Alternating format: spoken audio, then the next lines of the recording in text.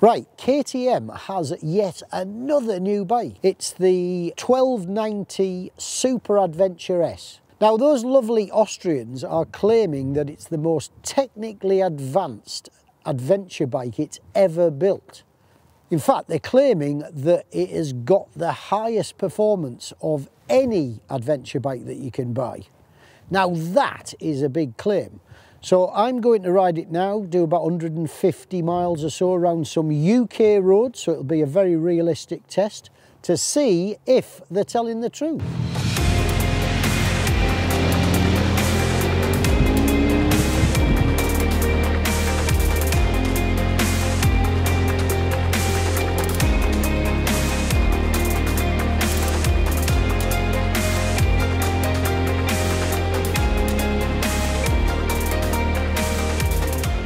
Anyway, I've done my 150 miles and my God, did I enjoy each and every one of them.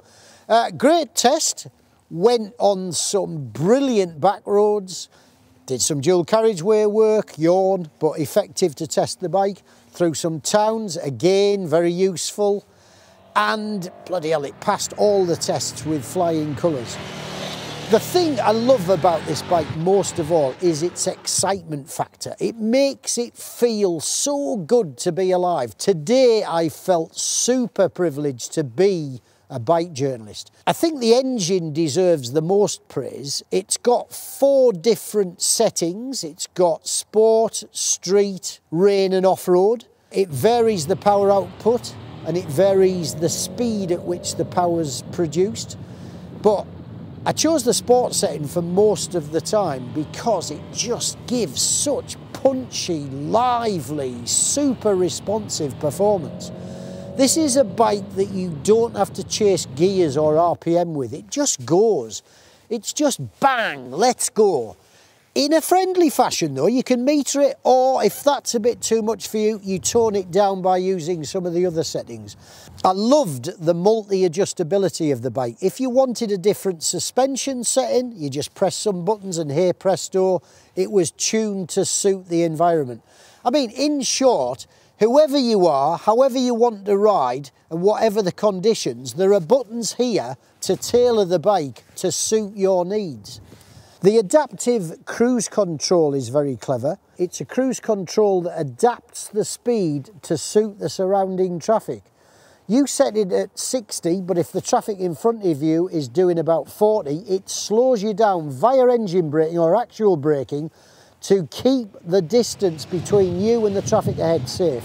Very clever, very novel. I think some might argue that it's a bit unnecessary, takes away some of the control. I'd probably need a bit longer to check whether it suited me, but today at least I enjoyed it.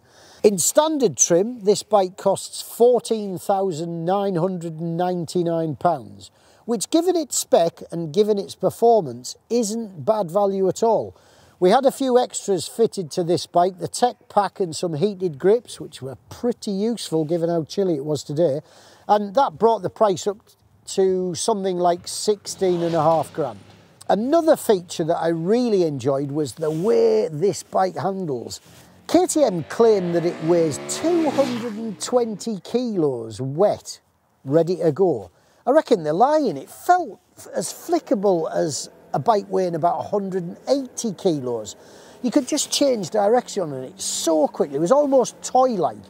And I think that really added to not just the manageability of the bike, but the fun factor too. As entertaining bikes go, this is right up there with some of the very best I've tried. I really, really enjoyed it. Yeah, really sad to give it back because it's been so much fun today. I asked for it for the weekend, but they said no way. So, a great day ends on a sad note, unfortunately.